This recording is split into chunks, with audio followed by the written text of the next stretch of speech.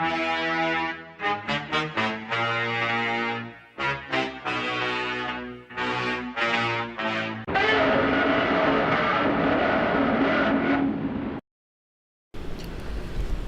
guys and girls, how's it going? Screezel here, and I hope you're all well. And you join me tonight for a game in the Type 90. But we're not going to be talking about the Type 90 much. It's going to be making a brief appearance, but that's about it. It's a bit of a spoiler there. Tea break. Yes, playing some Japanese top tier. And what I want to talk about today is mainly the Type 74. Mainly talking about that because the Type 90 is a fantastic tank. It is a fantastic main battle tank. It may be one of the best main battle tanks we have in the game now, other than the top tier Abrams. Very good tank, very fast tank, very agile tank, very well armoured tank as well. And it also has a fantastic gun on it. But when you've lost this tank, you don't really have any backups. With the Americans, they've got many Abrams for backups. The IPM one, for example, is a very, very strong tank, and they've got that and an Abrams, and they've got another Abrams if they've got the premium. You know, they've just got Abrams for days. So they've got lots and lots of top tier tanks, and then they've got the MBT, whatever it is, the MBT 70. You know, they've got a lot of top tier battle tanks, whereas Japan doesn't really have that. The only backup tank you've got is the Type 74. Now, we've got a T-72 there on the corner, and we spot it, and we're just going to poke out, try and take a shot. Should be in my camera view, shouldn't I? That's it. Wrong camera. Oh, that's a good start to the video. And then all of a sudden, there are Abrams and everything. We managed to knock out the Abrams. We managed to knock out a top Abrams, but the T-72 launches a Heat FS round through the side of our tank and knocks us out instantly, which is very unfortunate. You can see here the amount of tanks that the enemy team has. Now, Russia, again, has a lot of top tier tanks, and when you go for a backup tank in a Russian tank, you've pretty much got a modern battle tank as your backup vehicle. Whereas when you jump into the Japanese tank, you've got effectively a Leopard 1 almost, but not quite. This tank is a fantastic vehicle, and it's a very underestimated vehicle as well. It's a tank that many people really don't think of when they're fighting, because it doesn't seem like that much of a threat. This tank has everything in it. It's got the same power to weight ratio as an AMX 30, which is a very, very decent nimble tank. It has the same suspension systems as the STRV 103 S tanks, which are those interesting little tanks of Sweden. The funny little wedge-shaped things, you know, those ones. It has the gun of the British tanks. Yes, it has the L7 gun in it, which is just an absolute beast of a weapon. And it's one of the best guns around, really. The 105mm L7 rifled gun barrel is possibly one of the greatest tank guns ever made for its time, and it lasted a long, long time. You know, you've got this fantastic APF DS round. Now we're going to come around the corner, and Type 90's just been taken out. There's an M4A1. Easiest target there, sort of a target that's around our level. You know, it's very under-tiered for this game. I do wonder if it was actually the Abrams player that I knocked out first of all. But we knock him out. Now we've got to decide, where do we go from here? Because this is the important part of the match, because we've lost 2 of our main tanks. We've lost 2 of our Type 90s, which is very unfortunate. The enemy still has Abrams. They've got 2 Abrams effectively there. They've got T-64. They've got another Abrams just there, which we managed to take out the gunner on, luckily. And we also take out the track. And we fire a second round through, and that's the second Abrams down. We've taken out 2 Abrams this game. That is very, very good and very important for us. But the enemy team still has a lot of effective MBTs. They also have a lot of helicopters, of course, because we're fighting Russia and America, whereas we only have one helicopter sort of unit, really. We've already lost a lot of our troops, and we're in a bit of a dire position. So now's the time that we really need to play to our advantage. And the Type 74's advantage is its mobility and its gun. And that is where it really comes into use. This thing is so very good for that. Now, the hydropneumatic suspension, yeah, it's something that weighs a bit of weight, but it is so useful. T-64, we take a shot. We hit the fuel tank and we take out the breach. Reloading, straight through the back of the turret, we take out the rest of the crew. That's another top tier battle tank gone down. T-64, a very vital target, and we've taken it down. And that secured B for us, which is really important. Now we've got troops fighting for C, and there is a fantastic battle going on for... Sorry, troops going for A, and there's a fantastic battle going on for A. However, this is my priority now, and this is what I want to keep safe. So what am I going to do here?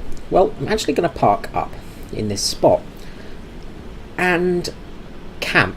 Yeah, I know, I am a bit of a camper. I'm not a super aggressive player, but this is where the Type 74 really pays off. Is it's not meant to be used in this super aggressive attack stance. It's not designed for that.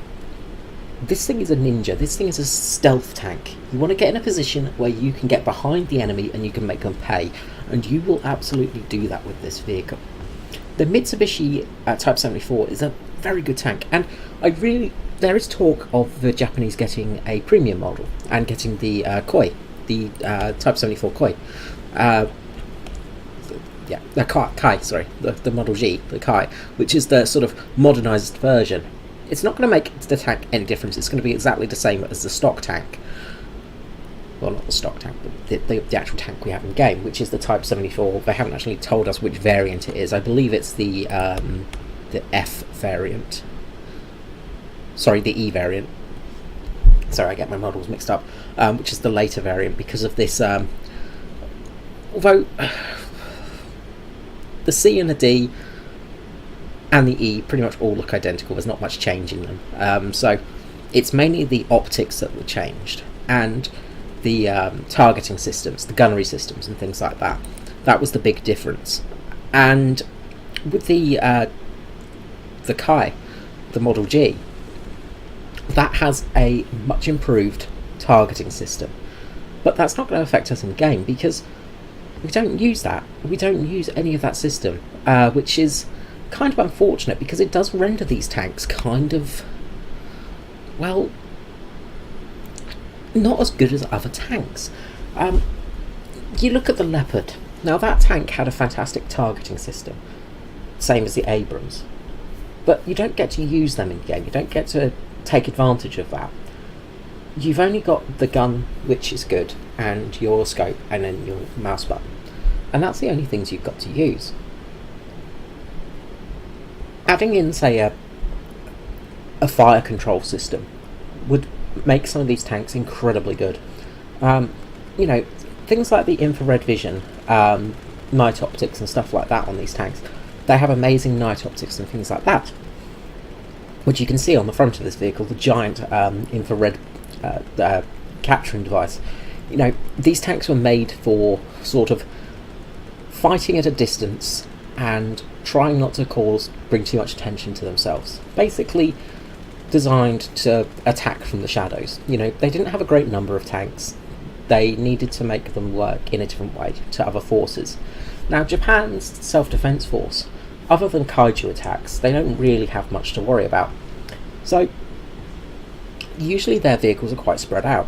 And the way they use tanks in combat's a bit different to the West, in the fact that, you know, it's not a sort of charge. They use their tanks more as a sort of pillbox or as a moving artillery piece, you know, just keeping them slightly back further. And it's more of a defensive style of fighting they have, which is exactly what I'm good at, and that's where this Type 74 comes in good for me. So we've been sat here for a while, and we're just basically keeping an eye on these two roads, because enemies are going to come down these two roads at some point, And when they do, we're going to want to take advantage of them. Now, we can see on my screen there's an Abrams appearing. So we've got a priority target coming into view. Any moment now we'll spot that Abrams. There we go. Take a shot, straight through the engine, set him on fire. T-55. Reload, reload, reload, reload, reload, reload, reload, reload. We reload, we take the shot, we take out his breech. Awesome. This couldn't have gone any better. Now we need to take out the Abrams gunner. Now, we miss, and it looks like we've taken his breech out, or his gun, because he's obviously not firing at us. Take the second shot, just underneath the breech, damage the breech again. Now, there's two tanks that can't really do anything against us. We're in a bit of a big fight now. They drop smoke, we set the Abrams on fire again. The T-55 is trying to help with the smoke. They're both dropping smoke down. We set the Abrams on fire, we're basically blind firing now. I cannot penetrate the turret, so the only part of the turret I can penetrate is just underneath, just below the mantlet. So I take another shot, we set them on fire again. I'm going to try and kill this Abrams with fire. And hope that they can't fix their breach in time with us. Now, artillery's being dropped on us. We're sort of trying to work out our shots. We get that final shot. Finally, we get a decent shot, goes through the engine, knocks out the crew. The T-55, the breach is down. We know it's repairing. So, we've got to go around there. Now, there could be another tank in that position. We don't know at this stage, because obviously we're in a position where we wouldn't know. We're in a realistic battle. Take the first shot. Misses. It just does not go through the front of that tank. So I need to get to the side. Now, I'm worrying about his breach. When is his breach going to be repaired? Is it repaired now? Don't know. Obviously it's not, because he's not firing at us. So, firing off 50 cals, we're doing all we can. Get around the side of him, get nice and close, straight through the turret. Easy kill. Leopard 2A4 just comes around the corner, just in the wrong sort of time, just manages to see the end of that fight. Was going to help us, but just missed out. But with that, we've stopped the enemy from getting to B.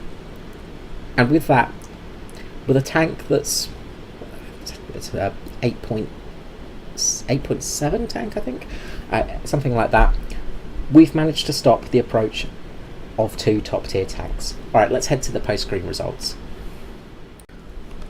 What an awesome match there for the Type 74.